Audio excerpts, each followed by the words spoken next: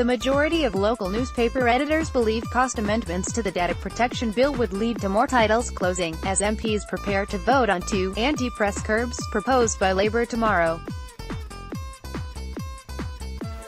92% of editors surveyed said they do not believe another Leveson-style inquiry into the media should take place, while 69% thought some local newspapers would close if the cost amendments became law. MPs will vote tomorrow on an amendment to the data protection bill tabled by former Labour leader Ed Miliband, which would establish a broad new statutory inquiry into data protection issues in the media after the government scrapped the second part of the Leveson inquiry. They will also vote on a separate amendment by Deputy Labour leader Tom Watson proposing Section 40-style cost sanctions, which would require publishers to pay all the claimants' costs of legal action brought against them, win or lose, unless they are signed up to a state-backed regulator. The News Media Association said this would impact 85% of the local press in the UK as well as national newspapers and magazines, despite modifications purporting to exempt local papers.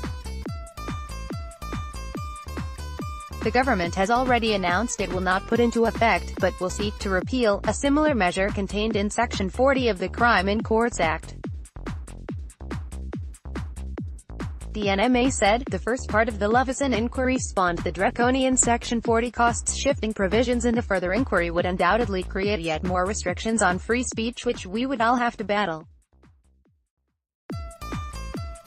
MPs must resoundingly reject these amendments in order to stand up for freedom of speech and a strong and sustainable local press sector.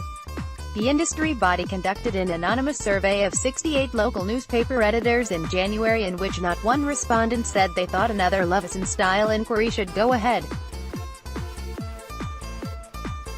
65% of editors said it had become harder to access and publish information in the public interest since the publication of the Leveson report in November 2012. The survey also found that 99% of editors believed it would become harder to publish local titles if the cost amendments became law. Senior editors from independent titles and large publishers across the regional news industry have spoken out against the amendments.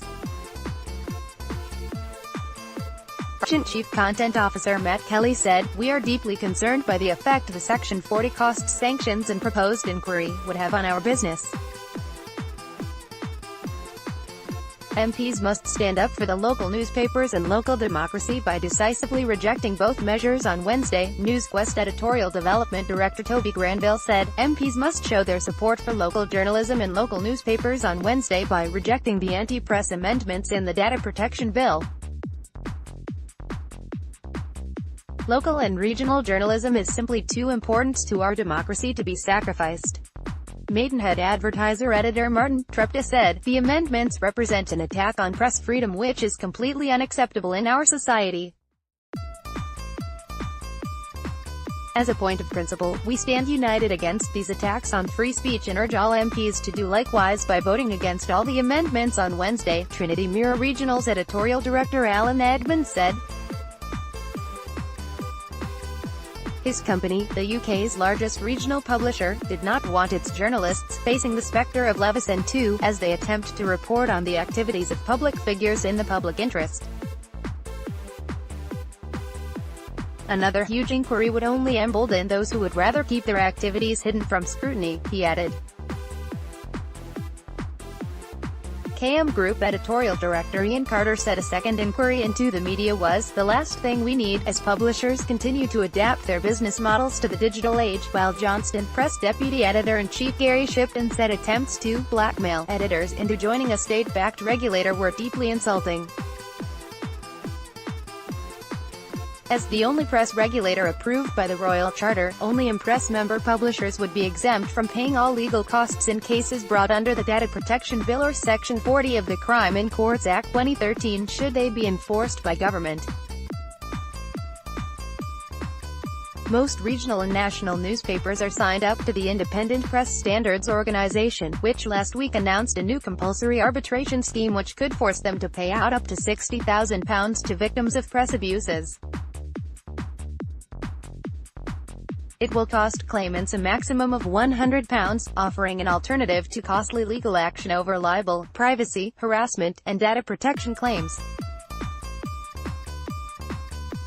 The new scheme brings IPSO closer in line with recommendations made by Lord Justice Leveson following his inquiry in the Culture, Practice and Ethics of the Press, which concluded in 2012.